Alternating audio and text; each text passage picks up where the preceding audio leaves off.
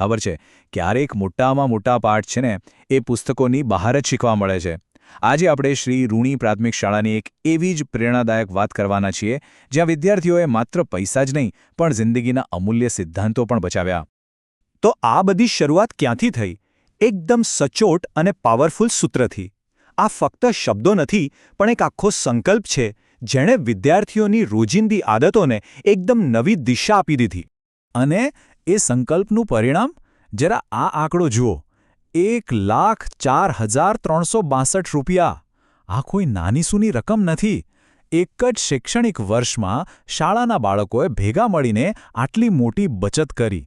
આ રકમ પાછળ બાળકોની શિસ્ત અને સંયમ છુપાયેલા છે. પણ સવાલ એ છે કે આ બધું શક્ય બન્યું કેવી રીતે?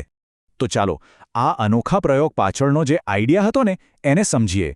આ બધી સફળતાનું સેન્ટર પોઈન્ટ હતું મહાબચત બેંક.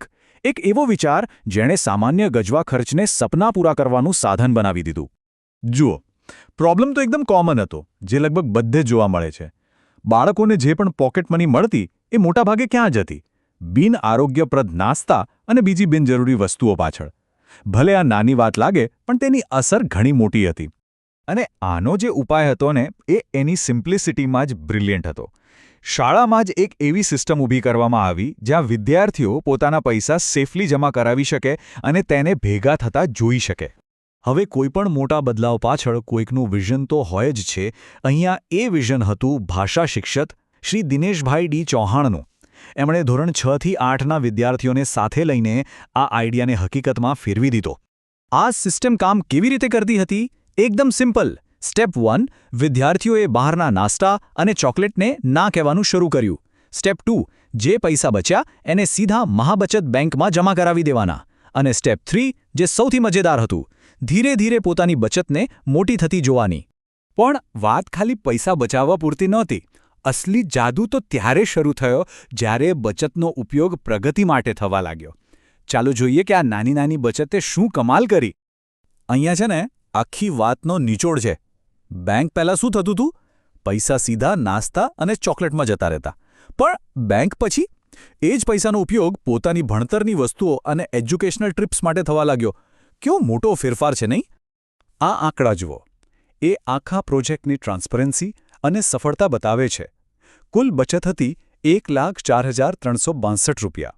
એમાંથી જરૂરી ખર્ચ જેમ કે ભણતરની સામગ્રી અને પ્રવાસો માટે લગભગ 18,000 રૂપિયા વપરાયા. અને પછી પણ 86,000 રૂપિયાથી વધુ રકમ વર્ષના અંતે વિદ્યાર્થીઓને પાછી આપવામાં આવી. આનાથી સિસ્ટમ પર ભરોસો કેટલો વધી જાય! જરાય ગર્વની ફિલિંગ વિશે વિચારો. જ્યારે કોઈ બાળક પોતાની મહેનતથી બચાવેલા પૈસાથી પહેલીવાર પેન, પેન્સિલ કે નોટબુક ખરીદે, એ ફક્ત વસ્તુઓ નથી ખરીદી રહ્યા, એ આત્મવિશ્વાસ કમાઈ રહ્યા છે. આત્મનિર્ભરતાનો આનાથી સારો પાઠ બીજો કયો હોઈ શકે? આ આખી વાત રૂપિયા પૈસા કરતાં ઘણી ઊંડી હતી. આ તો એક જાતનો ચારિત્ર્ય નિર્માણનો પ્રયોગ હતો. એવા મૂલ્યો શીખવવામાં આવ્યા જે જીવનભર સાથે રહેશે. આનાથી વિદ્યાર્થીઓએ આર્થિક સાક્ષરતા એટલે કે ફાઇનાન્શિયલ લિટરસીનો પાઠ ગોખ્યો નહીં, પણ ખરેખર જીવીને શીખ્યો. પૈસા કેવી રીતે આવે છે, ક્યાં ખર્ચવા જોઈએ અને બચત કેવી રીતે કરવી, આ બધું પ્રેક્ટિકલી શીખવા મળ્યું. અને સાથે સાથે તેમણે કરકસરનું સાચું મૂલ્ય પણ સમજ્યું. કરકસરનો મતલબ કંજૂસાઈ નથી, પણ સ્માર્ટ સ્પેન્ડિંગ છે. કઈ વસ્તુ જરૂરિયાત છે અને કઈ વસ્તુ ફક્ત ઈચ્છા, એની વચ્ચેનો તફાવત સમજાયો. તો આ પ્રોજેક્ટથી વિદ્યાર્થીઓને લાંબા ગાળે શું ફાયદો થયો? ઘણું બધું. સેલ્ફ રિલાયન્સ અને જવાબદારીની ભાવના આવી. સાથે મળીને કામ કરવાની શક્તિ સમજાઈ. પ્રેક્ટિકલ બજેટ બનાવતા શીખ્યા. શિસ્ત અને ધ્યેય નક્કી કરવાની આદત પડી. અને હા, પોતાના સમુદાય માટે ગૌરવની લાગણી જન્મી. અને જુઓ, કોઈ પણ સારો વિચાર ત્યારે જ મોટો બને છે જ્યારે એને બધાનો સાથ મળે. આચાર્ય શ્રી જેસુભાઈ પટેલ, આખી સ્કૂલનો સ્ટાફ અને ગામના લોકોએ પણ આ પ્રયાસને ખૂબ જ સપોર્ટ કર્યો અને વખાણ્યો. અને અંતે આ આખી વાત એક સવાલ આપણી સામે મૂકી જાય છે.